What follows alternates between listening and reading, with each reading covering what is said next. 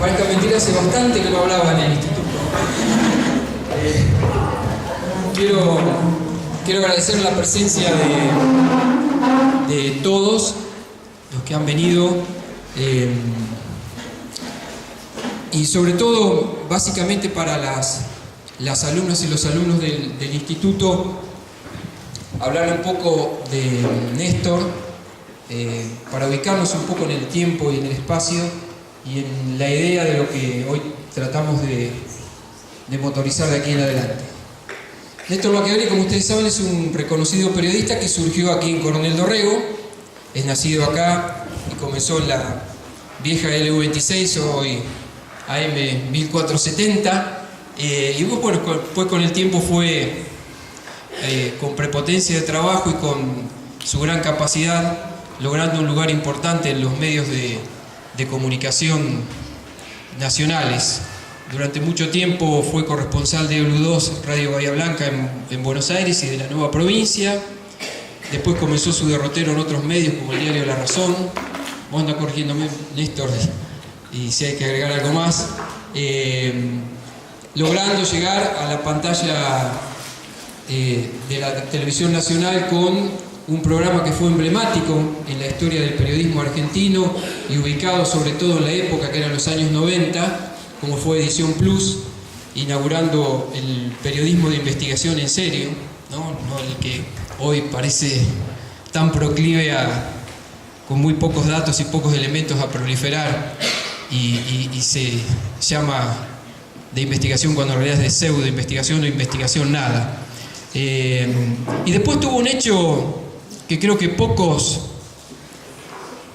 en este tiempo se animarían a realizar, que es renunciar de Canal 9 cuando era la cara del noticiero, simplemente y nada más ni nada menos por no coincidencia con quienes habían adquirido ese canal de televisión. Creo que en un acto de dignidad que enaltece a un periodista, pero sobre todo a una persona, ¿no? La posibilidad de todas las noches poder acostarse y dormir tranquilo con la conciencia de uno mismo. Pero después se volcó hacia cosas tan importantes e interesantes y que hacen a nuestro sentimiento, a nuestra identidad como integrantes del sur de la provincia de Buenos Aires, que es comenzar a recaptar historias que precisamente las primeras fueron de esta zona y después siguieron por la provincia en ese ciclo que se llamó Esas Pequeñas Cosas, y después tuvo un trabajo interesante en Canal A que se llamaba Navegantes de la Tierra, que se vio en el Canal A. Y bueno, y la idea es esto, de comenzar a contar historias, de sumar gente joven. Hoy creo que hay una simbiosis perfecta de generaciones que en los últimos tiempos no la estamos viendo, que la posibilidad que aquella memoria colectiva que durante mucho tiempo se fue transmitiendo de generación en generación en nuestro pueblo, en la mesa familiar, en el café, en la sede social de cualquiera de los clubes, ha quedado un poco en el olvido.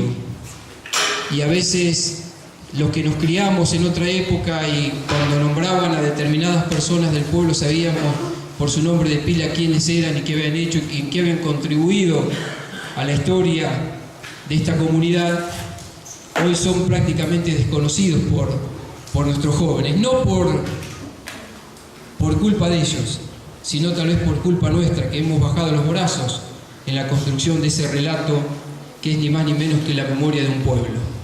Mientras haya un edificio como este, ¿no? También esto es de los 90, ahí está Teresa González, cuando citábamos a Francisco Tonucci y decíamos que la escuela era el edificio hecho modernidad.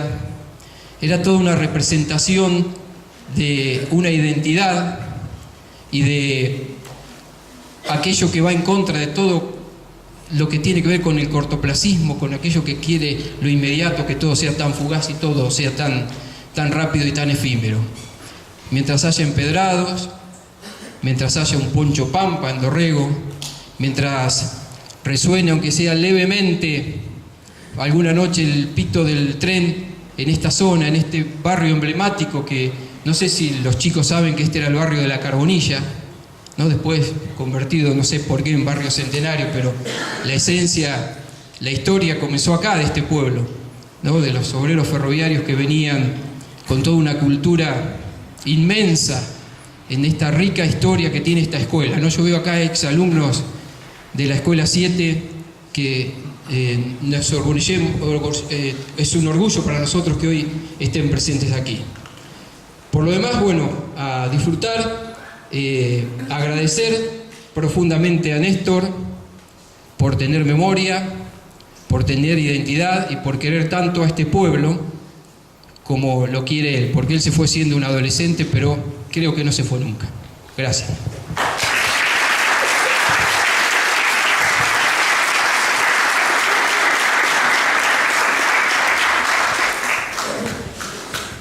Bueno, lo primero que quiero decir es que esto no es una charla convencional. Pueden participar, pueden preguntar, pueden acotar cosas. Es decir, hagamos que esto sea una mesa de café. Tengo un micrófono, porque si no, no me escuchan nada más.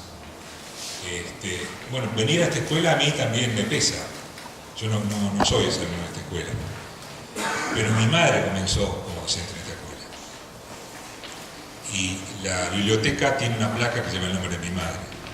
Así que para mí es un lugar muy querido y me cuesta hablar. Y hace el 98 estuvimos acá con Vil Américo Brusa cuando contamos la historia de Vil Américo. Él empezó a hablar del colegio, mucho habló. En esa historia participó mucho Julián Mozo, nos hizo todo lo que es la preproducción. Entonces, a partir de la preproducción empezamos a filmar, empezamos en Bahía y nos vinimos hasta acá al colegio. Y él se sentó en la primera aula que está acá al lado y vieron ustedes lo emocionado que estaba Vil Américo. La escuelita de mi barrio, decía. Estaba muy tocado. Él no creo que no había regresado nunca al colegio. Después hicimos otras cosas. Bueno, estos son los dos mojones que tengo de este colegio. Así que para mí estar acá es... Y después ver tantas caras conocidas. Yo tengo acá familiares, amigos, tengo ex docentes, como Bebi, que la recuerdo tanto. Y me encanta que estén acá con Horacio. Y tantos otros, mis compañeros de secundario que me acompañaron y me emocionan tanto. Así que, si yo me pongo a hablar de todo esto, corro el riesgo de que se me patinen las ruedas. Prefiero hablar entonces de por qué decidí alguna vez empezar a contar estas historias. Uno cuando se va, digamos, la patria es el lugar donde uno nace, ¿no? A Yupanqui le preguntaron una vez, dice, don Atahualpa, usted vive en Francia y habla tanto de la Argentina. Y él tuvo una frase extraordinaria. Dice, mire, lo importante no es que yo viva en la Argentina, es que la Argentina vive en mí. Entonces yo no vivo en Dorrego, pero Dorrego vive en mí. Así que se puede estar lejos y se puede estar cerca. Y a la distancia, después de haber hecho la experiencia de Edición Plus, de haber hecho la experiencia de los diarios, de haber hecho, bueno, haber tenido la suerte de ganar un premio internacional con el Premio Rey de España, con un programa que hicimos de la AMIA, del reportaje a Orellana Merlo en la clandestinidad, que se hizo en Telefe, que nos provocó algunos dolores de cabeza. Yo pensé que tenía que volver a contar estas historias de personajes. Yo tenía en la memoria a Leif, tenía en la memoria a Enzo, tenía en la memoria a Vil Américo, porque eran de acá. Pero yo digo, hay que contar más cosas. Yo tengo que reflejar toda la cosa de la región. Nosotros somos venidos de los barcos, no tenemos arraigo acá. Fíjense que en la década del 90 la mayoría de los pueblos de campaña de acá cumplieron 100 años. Uno va a España, donde vive uno de nuestros hijos, y la casa donde viven tiene 300 años. Entonces, acá en Dorrego, bueno, españoles, italianos, dinamarqueses, se corre uno para Pigüé y viene una colonia del Avirón, franceses, y se corre para Suárez y llegaron los alemanes del Volga, que son alemanes que emigraron y estuvieron en Rusia 100 años, pero no se olvidaron nunca de Alemania y siguieron conservando la nacionalidad, y llegaron acá a principios del siglo y pararon en Hinojo, y de Hinojo fueron en carreta y fundaron las colonias. Y los vascos de Macachín, y hay portugueses en Casbas, y hay mallorquines cerca de Bahía Blanca, y están los judíos de Rivera y de Regueira. Bueno, digo, esto hay que contarlo, Porque incluso yo pienso que en los colegios tendría que haber una materia, que así como aprendemos historia antigua y medieval, historia contemporánea, la historia de Europa, la historia... Tendría que haber una historia también de lo que nos rodea. Teníamos que acostumbrarnos a ver todo esto que es parte de... Yo recuerdo en el colegio, le decíamos rusos porque eran rubios, pero eran dinamarqueses o hijos de polacos, o hijos... Los rusos, los gringos, los gallegos. Es decir, nos hemos creado con eso extraordinario, donde no ha habido ningún tipo de discriminación, todo lo contrario.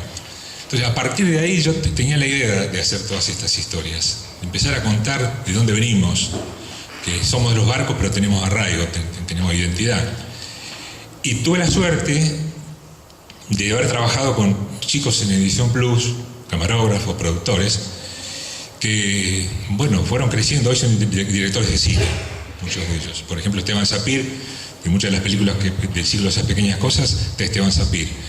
Él es uno de lo que se considera el nuevo cine argentino, que comenzó en los 90. Mientras filmaba con nosotros, estaba haciendo una película. Y Gallero, por ejemplo, que es otro director de cine, y productores de televisión. Es decir, me formé, felizmente, aunque yo era el presentador y hacía mi investigación en ese programa, viéndolos a ellos. Así, cuando decidí hacer este programa y conseguimos un canal, que fue el canal 26, que nos dio la posibilidad de ponerlo en el aire, vinieron ellos a trabajar. Y todo ese ciclo, hicimos 2 ciclos, lo hice con ese grado de excelencia, digo, porque aprendimos a trabajar a un nivel profesional muy alto, muy alto. Pero además, ¿por qué decidí hacer esto? Porque yo notaba que la globalización nos ponía al mundo al lado nuestro, digamos. Dejamos de sacar la silla a la vereda, como hacían nuestros padres, y charlar con el vecino, y mami que iba a la carnicería a comprar, o a la panadería, y se enteraba de las cosas que pasaban en el barrio. Eso mutó y pasamos a ser gente del interior, pero del interior del departamento, de la casa donde vivimos, enfrente al televisor. De modo que perdimos contacto con lo que tenemos al lado, dejamos de estar online con lo que le pasa al vecino, toda esta historia, y empezamos a estar en contacto con lo que pasa en el mundo. Y nos enterábamos que encallaba una ballena en Noruega, que caía un avión, pero todo... Y entonces nosotros éramos protagonistas de todo eso, estábamos muy informados de lo que pasaba en el mundo, lejos de lo que nos rodeaba, y más aún, las historias que se veían ahí, sea ficción o documental, eran historias que contaban otros sobre nosotros, con lo cual nosotros pasábamos a ser ciudadanos del mundo, pero cuando nos preguntaban de dónde éramos, de ninguna parte. Ciudadanos del mundo de ninguna parte. Digo, no es posible. Nosotros tenemos que poner en el televisor tenemos que poner cosas nuestras, que empecemos a tomar y tengamos identidad. Así decidimos el comienzo yo digo Zona de Investigación. Zona de Investigación es un programa que hicimos en Canal 9 con una queridísima colega que se llama Cristina Pérez, que es una extraordinaria profesional y mejor mujer. Comenzamos entonces esas pequeñas cosas y comenzamos, qué emblemático fue, ¿no? El primer programa fue con Leif.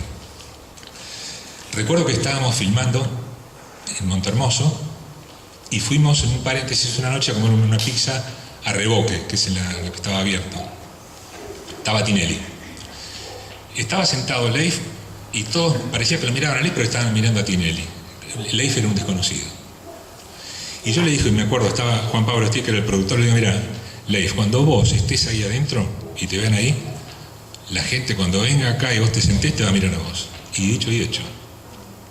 El reconocimiento, parece mentira, ¿no? El reconocimiento, cuando quedó ese registro de él, empezó el reconocimiento a Leif. Y empezó a hacer, a tal punto que la comunidad de Montehermoso a Leif le regaló un bote nuevo, que nunca usó.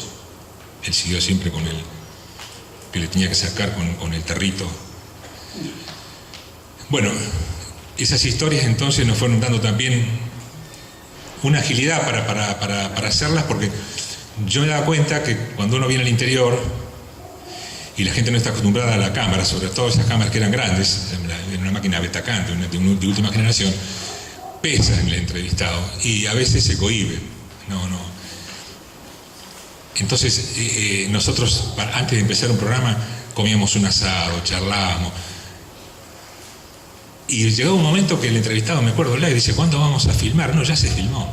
Y yo digo, es como la enfermera que es muy ducha en poner inyecciones. Le empieza a pegar a uno en la nalga y cuando quiere acordar dice, ¿cuándo la inyección? Ya está puesta la inyección.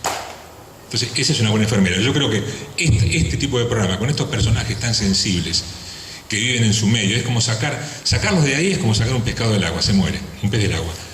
Llevarlos para hacerlo algo en Buenos Aires, sacarlos del hábitat natural, este tipo de personajes, lo que yo elegí para retratar. Así que bueno, la historia de Leif, me acuerdo, tuvo una impresionante repercusión. Pero automáticamente, les digo esto, nosotros hacíamos 1 o a lo sumo 2 programas al mes, para que vean el laburo que llevaba. Es decir, con Leif estuvimos grabando 4 días, recuerdo. Pero claro, nos fuimos a Aparicio, estuvimos con él en el Faro. Él tenía, yo no sé cómo se llama la fobia a la altura. Si alguien sabe. Él tenía fobia a la altura, pero él quería subir al Faro porque hacía 40 años que no subía. Y subió al Faro. Y ustedes vieron cuando estaba arriba del todo, gateando. Tenía miedo de pararse, del susto, de la impresión que le causaba. Pero bueno, quedó el registro, que yo creo además como una conclusión de todo lo que vamos a charlar. El dejar registros de gente que conocimos, que vivió acá, gente emblemática, es extraordinario, porque yo ahora lo que veo, y sobre todo me pasa en Facebook, de gente que no los conoció ni a Leif, ni conoció a Enzo, ni conoció... Y yo, digamos, tengo relación con los hijos de los que fueron amigos míos, quizás los nietos. Entonces, ese registro, nosotros lo que podemos decir, mirá eso, ahí están. No sé, es muy difícil contarle cómo era el Gaucho Alambre, o cómo era Sandro. ¿Cómo le explico uno cómo era Sandro? Bueno, ahí está Sandro, ahí está el Gaucho Alambre, han quedado. Y además, en el caso del programa de Barda, les quiero decir algo que a mí me impactó tanto. Habíamos terminado el programa y yo tuve un gran vecino en el edificio donde vivíamos, que era Carlos Carela. Vivía 2 pisos abajo. Y una tarde me dice, Carlos, ¿por qué no me prestas unos programas para verlos? Y le doy 4 y véalos. Bueno, a las 5 de la tarde apareció Carela, emocionado. Le había gustado todo, pero dice, ese programa de Enzo, dice, ¿de dónde lo sacó estos personajes? Son de Fellini, me decía. No podía creer. Y realmente es así. Y no actuaron, esto es lo increíble. Porque nosotros no hacemos ficción. Esto era realidad. Entonces, yo creo que la cantera, digamos, que hay para hacer cosas en los medios, sobre todo en los medios audiovisuales en el interior, es extraordinaria. Sigo con la experiencia que vivimos acá cuando filmamos a Enzo. Vinimos charlando del programa de Enzo meses. Empezamos a cartearnos. Yo no sé si no había mail, no recuerdo, Fabián, pero bueno, se puede hacer, no se puede hacer. Hay que conseguir una camionetita Forá parecida a la que tenía cuando hacía los anuncios. Se consiguió una Forá, se la mejoró la Forá. Tenemos que conseguir una máquina de pasar cine para demostrar que él era proyector del viejo cine, Teatro de los Italianos. Acá no había, pero entonces hablamos con Armando Corral, dicen, en Guisasola hay. Se desempolvó el lugar donde estaba la vieja sala de proyecciones y usamos eso. Pero faltaba película. Bueno, conseguir película, un poco de película vieja. Pero además estuvo en Montermoso, porque Enzo fue pescador en Montermoso. Y el club independiente, al club independiente, entonces tenemos que prever estar independiente filmando un día después de comer donde están todos jugando las cartas. Pero el domingo hay fútbol en Independiente, cuando decía eso, entonces tenemos que agarrar y tenemos que estar un domingo también para estar en la cancha y que vaya a la cancha. Y el trabajo más importante, pero él hizo Buscando una estrella, que para los que no sabían y no conocían, fue un trabajo extraordinario que hizo Enzo, que era buscar los valores locales, algunos muy talentosos, otros muy risueños, pero muy divertido todo, inolvidable. Y tenemos que recrear en el teatro español un Buscando una estrella. ¿Cómo hacemos? Necesitamos gente. Entonces, Barda ya salió con la camioneta el día antes de filmar pidiendo extras. Y nos encontramos con Jorge Challaría, que dirigía el grupo de teatro, y ya tuvimos el grupo de teatro, más unas 200 personas que se sumaron para hacer todos los extras que estaban el público. no estaba lleno el cine, pero nosotros con las cámaras tomábamos solamente un ángulo donde se veía las filas que estaban llenas. Y ahí lo convocamos al Gaucho Alambre, y lo convocamos, me acuerdo, Bogón y Cepedano, y todo eso llevó 4 o 5 días. ¿Y qué lugar para filmar? ¿Cuál es el lugar más emblemático de Dorrego? El bar de Fradejas. Que dicho sea de paso, ese lugar tiene que quedar tal cual está, como una casa de cultura, porque yo siento que en Dorrego a las cosas viejas, digamos, se las ha tirado, no se ha preservado, digamos, el patrimonio. Yo me acuerdo del Hotel Los Vascos, cuando paso ahora, que es ahí un lugar descampado. Bueno, tener esos lugares. Acá cuando venía Yupanqui, que solía venir seguido, y la última vez que vino, que esperaba a las 6 de la mañana que salieran las medialunas de la panadería de Abad para comer las medialunas, y decía, si se entera mi mujer. Salía con Pedro Ibarne a caminar por la calle y a mirar la parte de arriba de las casas de ladrillo, y de acuerdo al tamaño de los yuyos le calculaban la antigüedad de la casa. Así que fíjense la historia de... Después voy a hablar un poquito más de Yupanqui. Entonces, tardamos todo ese tiempo para filmarlo. Convocamos a Santino Antonini con la banda, y aparece también la banda de Santino Antonini. Y además, los camarógrafos dijeron, vamos a hacer una toma de la ciudad aérea. Entonces, ¿para qué alquilar un avión? Y nos subimos al campanario de la iglesia, y les aseguro que yo, que he vivido acá, no había tenido nunca una mirada tan linda de la de Dorrego visto desde el campanario de la iglesia. Si pueden, háganlo, vale la pena, porque es una mirada muy abarcadora hacia todos lados. Tengan cuidado con la cagada de paloma, pero es una mirada diferente del pueblo, ¿no?